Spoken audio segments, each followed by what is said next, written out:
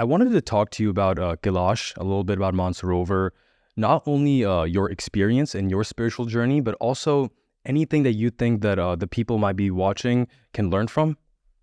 True. Firstly, let me thank you for inviting me here. I feel very elated and exuberant to be here in front of you, and mainly to be given the opportunity to share my thoughts. Um, it's nice that you open up with the Kailash Mansarovar because that opened me up, that opened new direction to me in my life.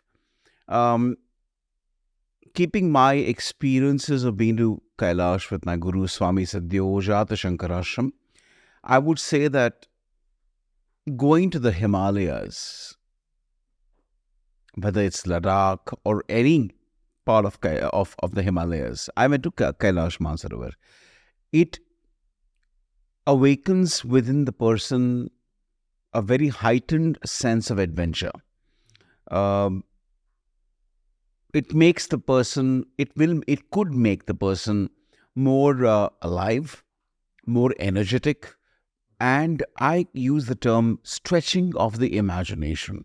It makes you to stretch your imaginative mind, which is why I feel one of the takeaways that I felt when I came back from Kailash to Mumbai, of course, now I'm in Pune, is I became more creative. I was willing to explore different things like writing, painting. I never knew I could write poetry, and I ended up writing two books of poems.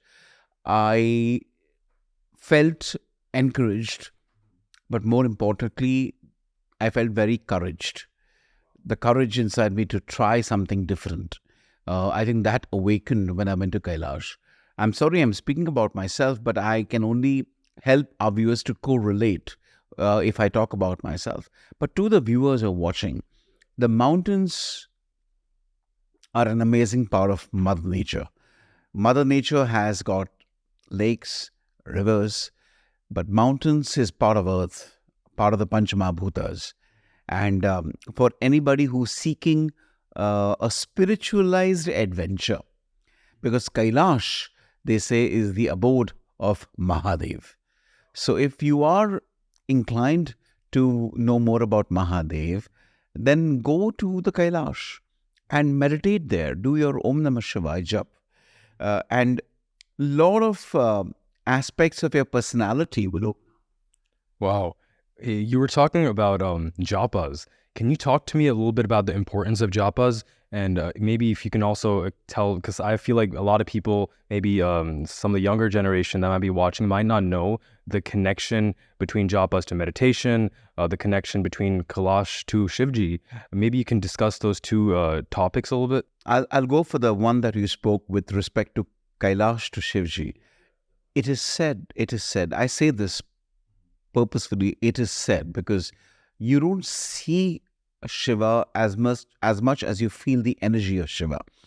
And therefore, it is said that Kailash is the abode, is where Mahadev, Shivji, Bholenath, he resides there.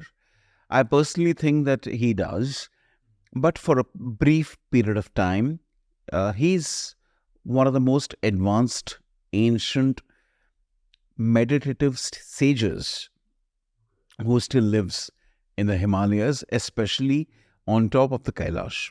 That's my answer to your that part of the question. What is Japa? What does it represent? Short syllables in the language of Sanskrit, imported from the Vedas, can be a japa, for example, and based on the Ishtadev or the Devi.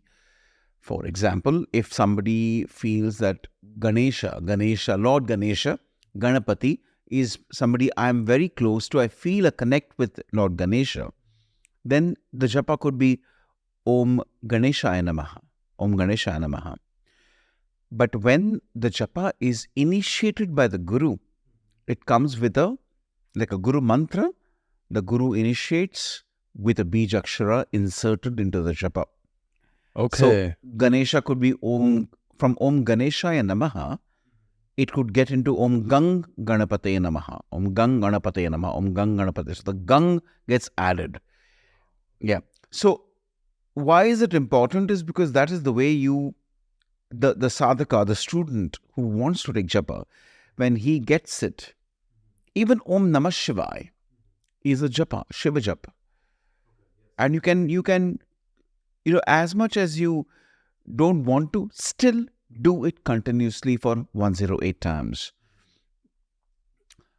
When you do it so many number of times, like 1 mala, 2 malas, 3 malas, you are ending up sharpening your mind and getting completely focused on the energy of Lord Shiva.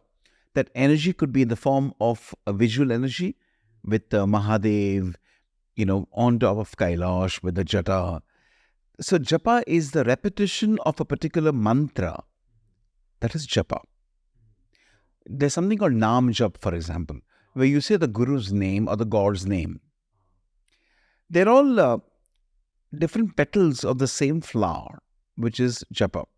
You say it in a particular way, you say n number of times.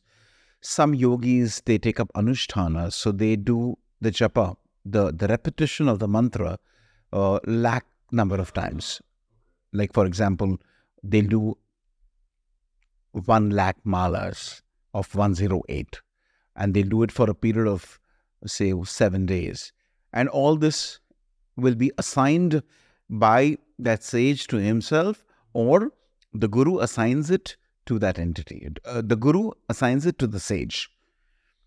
But at the root, the japa is the repetition of a sacred set of syllables called a mantra.